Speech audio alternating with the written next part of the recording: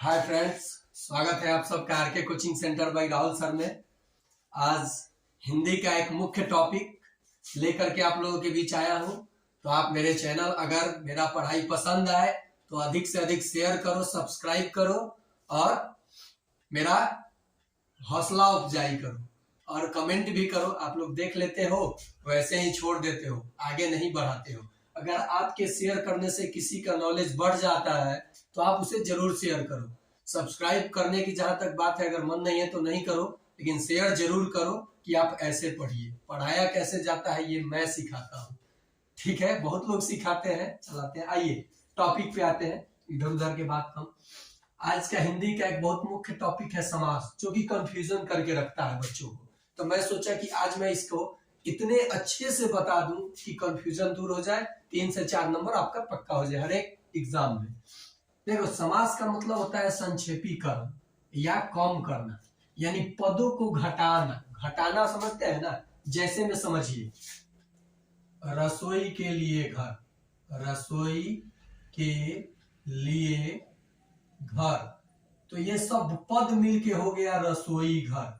रसोई घर, आप यहाँ क्या कहोगे? सारे पद को मिला करके मैंने एक पद बना दिया रसोई घर। तो कम किया ना, संक्षेप किया ना, बड़े चीजों को, ये 4 पदों को मिला करके ये बनाया जो मैं पद, तो कम करना। तो समास का शाब्दिक अर्थ क्या हुआ? संक्षेपीकरण। संक्षेपीकरण का मतलब पूरा डिफिनेशन जानिए। 2 या 2 के अधिक पदों के मेल से बने पद को क्या कहोगे? समास कहोगे। अब जरा देखिए, पुराने समय में समास को 4 प्रकार ही माना जाता था। पुराने समय में, जी हाँ, पुराने समय में समास के 4 प्रकार हुआ करते थे। कौन कौन? द्वंद्व समास, तत्पुरुष समास, बहुब्रीहि समास, अव्ययी भाव समास। ठीक है, अव्ययी भाव समास। लेकिन कुछ हमारे ये बार बार गणित का नाम याद आ जाता है। ज्यादातर गणित, साइंस, मैथ साइंस का ही क्लास लेता हूँ। हिंदी भी बहुत अच्छे से, अब पता ना अच्छा से लेता हूँ कि नहीं, लेकिन पढ़ता हूँ तो सोचता हूँ दे दूं। देखो बाबू, यही 4 हुआ करता था, लेकिन कुछ हमारे हिंदी के ज्ञाताओं ने तत्पुरुष को तोड़ा। तत्पुरुष से 2 जन्म लिया, द्विगु और कर्मधारय। तो आज वर्तमान में समास कितने हो गया है? 6। गिन लीजिए, 1 2 3 4 5 6। अब बात रहा कि अगर आपको याद नहीं होता है ये 6 समास, तो कैसे आप याद कीजिएगा? तो देखिए, ट्रिक है। दादा अब तक, देखो बाबू, दादा अब तक। दादा, द्वंद्व समास, द्विगु समास। देखो, द से द्वंद्व, द से द्विगु, अ से अव्ययी भाव। अ से कहीं देखो बाबू, अव्ययी भाव है, अव्ययी भाव, ठीक है।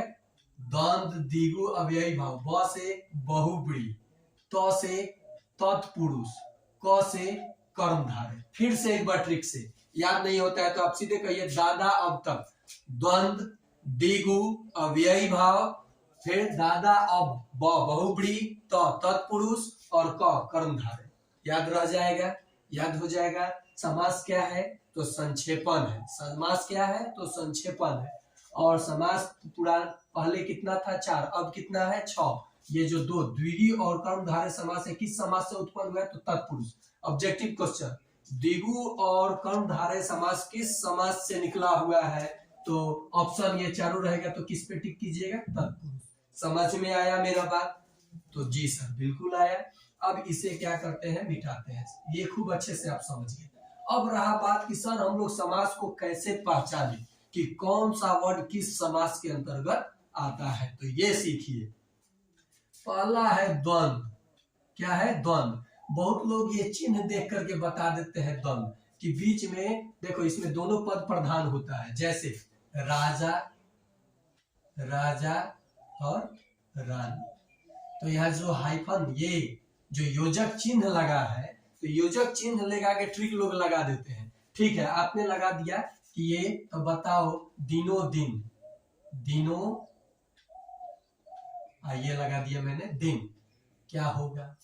तो कह दोगे द्वंद्व समास, क्योंकि योजक चिन्ह है, तो गलत हो जाएगा। अब सीखिए, दोनों पद प्रधान, मतलब इसका ट्रिक है, इसका जो ट्रिक है बाबू, विपरीत शब्द आएगा। क्या आएगा? विपरीत शब्द और योजक चिन्ह के साथ, तब आप कहोगे द्वंद्व समास है। द्वंद्व में और छुपे, द्विगु में गणना पद आवत है पूर्व में। तो चलो, अब द्वंद्व में और छुपे है लेकिन विपरीत होता, राजा के उल्टा का होगा रानी, तो द्वंद्व समास। बेटा बेटी द्वंद्व समास, माता पिता द्वंद्व समास, दिन रात द्वंद्व समास। लेकिन रातों रात, तो ये जो देखो यहाँ क्या है, शब्दों का बार बार आना किस समास में आ जाएगा? अव्ययी भाव ये हो जाएगा। समझ में आया? फिर से एक बार देखिए, जैसे मैंने लिखा बेटा बेटी, ठीक है, योजक चिन्ह विपरीत शब्द दिन, विपरीत शब्द रात, तो दोनों पद प्रधान है, बीच में योजक चिन्ह छुपा हुआ है। लेकिन ये ट्रिक देखिए, ट्रिक कि विपरीत शब्द आएगा, विपरीत शब्द, आना जाना योजक चिन्ह, लोटा डोरी सब द्वंद्व समास। ओके, ये समझ में आ गया, इसका काम तमाम आप कर लिए। अब रहा बात, अब तत्पुरुष जान लीजिए, तब पहले ये बताते हैं कि तत्पुरुष का ही ये बाल बच्चा है, क्या चीज है? देखो, बड़का है, बड़का मतलब देखो जेंडर उदिवादिता हो जाएगा, जेंडर के पक्ष में मैं नहीं रहता हूँ। ये अगर कहूं कि बड़ा वर्ड है तो इसको बेटा मान लो, इसको बेटी मान लो, ऐसे नहीं, तत्पुरुष से ही निकला हुआ ये दोनों समास है। निकलल बा माने तत्पुरुष से ही निकल के आइल बा बहरी, तो आइल बा दोनों, तो जो द्विगु समास बा तो कहता पूर्व पद संख्या वाचक होके के चाहिए। मतलब पहले तरह लागे कि शायद संख्या के, जैसे चतुर्भुज में कुछ गड़बड़ हो जाए, जैसे कि दू गो समास हो जाला, जैसे तारा के कह दे हम पंचवटी, क्या कहे? पंचवटी, पंच मतलब पांच जाने लगू, पंचवटी कहता पूर्व पद संख्या वाचक होना चाहिए, तो क्या कहबा? पंचवटी। पंचमहल, पंचमहल। त्रिभुज, क्या बोलबा? त्रिभुज, तीन भुजा, तीन भुजा। संख्या आवता तो संख्या जावना में समझ में आवे ओकरा के का कहे, जैसे त्रिवेणी तीन, तो संख्या आई तो ओकरा के मैंने हम कहने तत्पुरुष बता दे, लेकिन पहले द्विगु जान लो, पूर्व पद संख्या, तो संख्या वाला के पकड़ लेबा कि का बात? द्विगु समास बा। समझ में आई? जैसे पंचमहल, पंचवटी, ठीक बात। त्रिभुज, चतुर्भुजो आई, चार भुजा से घिरे आकृति चार, लेकिन चतुर्भुज मतलब कुछ और होला, चार भुजा वाले देवता के नाम आ जाए, तो वहां थोड़ा सा दू को समझ, तो ऑप्शन में जो दियो में मारा जाए। अब देखिए कहता तत्पुरुष, बहुत आसान बा। पहले का वर्ड जो लिखले रहनी हनु हम, जो पहले मैं लिखा था तत्पुरुष के लिए, इसमें देखो क्या होता है बाबू, दूसरा पद प्रधान होता है तत्पुरुष में। दूसरा पद प्रधान देखो, रसोई घर लिखा था ना, रसोई घर, तो रसोई के लिए घर, तो एक ट्रिक बा कि जाना में कारक चिन्ह छुपल हुई, कारक चिन्ह छुपल हुई, क्या छुपल हुई? कारक चिन्ह छुपा होगा। जैसे देखो रसोई घर, घुड़सवार, घुड़सवार, तो रसोई घर, रसोई के लिए घर, रसोई के लिए घर है, जो प्रधान पद हो गए, क्या कहता है में? दूसरा पद प्रधान, आई कारक चिन्ह छुपल बा, कारक चिन्ह छुपा हुआ है के लिए, तो इसको हम लोग क्या बोलेंगे? जिसमें कारक चिन्ह, घुड़सवार, घोड़े पर सवार, घोड़े पर सवार। हथकड़ी, हथकड़ी, हाथ के लिए कड़ी, जो हाथ में पुलिस सब लगाता है, हथकड़ी, कौन समास होगा? तो कहोगे तत्पुरुष। रसोई घर, रसोई के लिए घर, तत्पुरुष। घुड़सवार, घोड़े पर सवार, कारक चिन्ह छुप रहा, कारक चिन्ह जिसको नहीं पता होगा ट्रिक क्या समझेगा, तो वो तत्पुरुष समास, जिसमें कारक चिन्ह छुपा रहेगा तत्पुरुष। एक चीज आप लोगों के लिए जानकारी के लिए मैं बता दूं, अकेला तत्पुरुष जो एगो कारक है तो एगो तत्पुरुष समास है, तो वो अगले पार्ट में, पहले आप समास को समझिए। तत्पुरुष हो गया, तत्पुरुष आप क्लियर कर लोगे, ठीक है। जैसे आप राजपुत्र, एक और ले लो, राजपुत्र, भाई मैं अपने पे नहीं ले रहा हूं राजपुत्र, आदमी कास्ट से बड़ा नहीं होता है, नॉलेज से और अपने बिहेवियर से बड़ा होता है, चाहे कास्ट कुछ भी हो, ठीक है, समझ में आ रहा है ना। तो राजपुत्र, राजा का पुत्र, का कारक चिन्ह छुप गया, कौन समास होगा? तत्पुरुष। फिर से एक बार रिकॉल कर लीजिए, रात, दिन, योजक चिन्ह विपरीत शब्द आ गया, द्वंद्व समास। पंचमहल, पंचमहल, पांच महल, पंच, द्विगु समास, संख्यावाचक आ गया। नेक्स्ट आपका होगा यज्ञ के लिए शाला, यज्ञ, तो आप सीधे कह दोगे, सॉरी, यज्ञ शाला, यज्ञ के लिए जो शाला लगा हुआ है, यज्ञ के लिए तो आ गया कारक चिन्ह, तो तत्पुरुष समास। समझ में आया? अब देखो बाबू, अब हम लोग जानेंगे कर्मधारय समास, जो कर्म को धारण करेगा, विशेषता बताएगा। कर्म को धारण करेगा, विशेषता बताएगा। विशेषता क्या बताएगा? जैसे मैं कहूंगा कि मोनिका अच्छी लड़की है, अच्छा वो गुण है ना उसका, अच्छा क्या है? गुण है, गुण की विशेषता बता रहा है। तो अब इसमें कर्मधारय में विशेषता बताएगा। जैसे आपका हो जाएगा महात्मा, महान है आत्मा, महात्मा, ठीक है। नील कमल, नील कमल, कमल कैसा है? तो नीला है। कमल की विशेषता क्या हुआ? नीला। कौन समास? कर्मधारय। महात्मा, आत्मा जो है कैसी है? महान है। तो महान, आत्मा का विशेषता हो गया महान, तो महात्मा कैसा समास हो गया? समास हो गया कर्मधारय।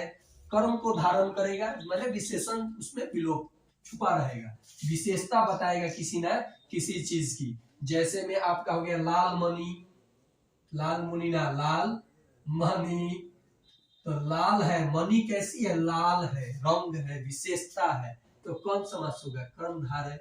अब हेकर इसका देखो, कोई पद प्रधान नहीं होता है बहुव्रीहि में, माने जितना भगवान लोग के नाम आई, माने आपन अर्थ छोड़ दी और दोसर अर्थ धारण कर ली।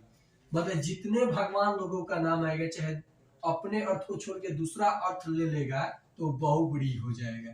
जैसे लंबोदर, पहले गणेश जी से शुरुआत करता नहीं, लंब, लंबोदर, लंब है उधर जिसका, मतलब कौन हो जाएंगे? गणेश जी, गणेश जी भगवान। माने जितने भगवान लोगों का नाम आएगा तो हम उसको क्या बोलेंगे बाबू? क्या बोलेंगे? कौन समास? तो बहुव्रीहि समास। इसमें कोई पद प्रधान नहीं होता है, क्योंकि अलग अर्थ। वीणा पानी, सरस्वती, ठीक है। चक्र पानी, चक्र को धारण करने वाले कौन है? विष्णु। तो ये सब जितने भगवान का नाम आएगा वो क्या हो जाएगा? बहुव्रीहि समास। अब आते हैं अंतिम, अव्ययी भाव समास। अव्यय, प्रथम पद प्रधान होता है, शब्दों में उपसर्ग छुपा होगा। जैसे उपसर्ग समझते हो ना, किसी शब्द के पहले लगा रहता है। जैसे में देखो, आजन्म, आजन्म, आ जो है उपसर्ग है, शब्द के जन्म, आजन्म, पहले जन्मा हुआ, तो आ लग गया उपसर्ग, तो कौन समास हो जाएगा? अच्छा है, शब्दों का बार बार आना, योजक चिन्ह रहेगा और शब्द बार बार आएगा, तो आप उसको कौन सा समास कहोगे? अब जैसे मान लो तो कहोगे अव्ययी भाव, प्रति वर्ष, प्रति वर्ष, प्रति लग गया उपसर्ग वर्ष में, तो कौन समास होगा? अव्ययी भाव। रातों रात, रातों रात, चोरी हो गया, रातों रात राहुल सर के कोचिंग, आरके कोचिंग सेंटर सढवारा में चोरी हो गया। जितना उसमें लगाए थे दीवार में पोस्टर, सब चुरा लिया, सब नहीं, चोरी नहीं हुआ। तो रातों रात का मतलब है योजक चिन्ह छुपा है।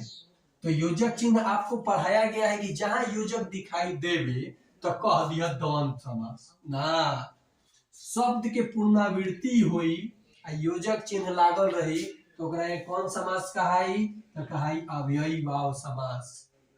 शब्द का पुनरावृत्ति होगा, योजक चिन्ह लगा रहेगा, तो क्या होगा? अव्ययी भाव समास। दिनों दिन, दिनों दिन, पुनरावृत्ति भय, तो कौन समास? अव्ययी भाव। अब लिखे राधा कृष्ण, राधा यहाँ पर कृष्ण, तो कौन समास होगा? तो बोलेंगे योजक चिन्ह है, विपरीत वर्ड मिल रहा है, द्वंद्व समास। समास को अब बता दोगे तो आप लोगों का मैं आशा करता हूं कि आप लोग ये अच्छे से समझे होंगे।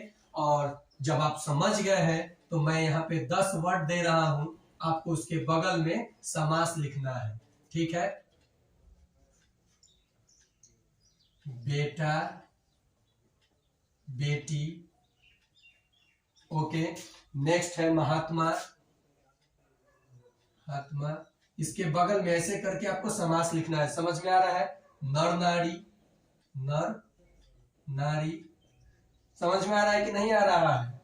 तिरंगा, 3 रंगों वाला। एक बता दूं, 3 आ गया, पूर्व पद संख्या आ गया, 3 आ गया। कौन समास? बेटा, बेदी लिख दिया हूं, सॉरी, बेटी, बेदी लिख दिया हूं। बहुत लोग नॉक करते हैं, सर गलत लिख दिए हैं। अरे भाई, मिस्टेक हर किसी से होता है, ठीक है। महात्मा, महान है आत्मा, महान है आत्मा, विशेषण शब्द आवत, सॉरी, आत्मा की विशेषता महान है, तो दिख रहा है, तो आप बनाओगे। ये आप लोगों के लिए चंद्रमुख, चंद्रमुख।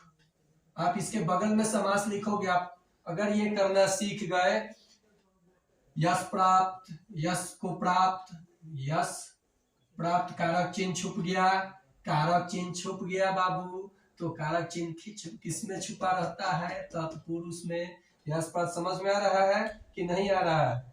नेक्स्ट, लाल मणि, लाल मणि। 1 2 3 4 5 6 7, 7 हुआ। अब आप कहोगे राजकुमार, राजकुमार, ठीक है। राजकुमार के बाद ले लो विषधर, विषधर, मुरलीधर, मुरलीधर। ये सब के बगल में आप समास लिखोगे। चौराहा, लो, चौराहा। सबके बगल में आप समास आप अपने प्रैक्टिस करोगे घर पे। मैं ये नहीं कह रहा हूं कि कमेंट बॉक्स में ही। और अगर आपको ये क्लास पसंद आया हो तो आगे बच्चों तक इसे शेयर करो, ताकि वे बच्चे समझे इस चीज को और ट्रिक से समास को पकड़े।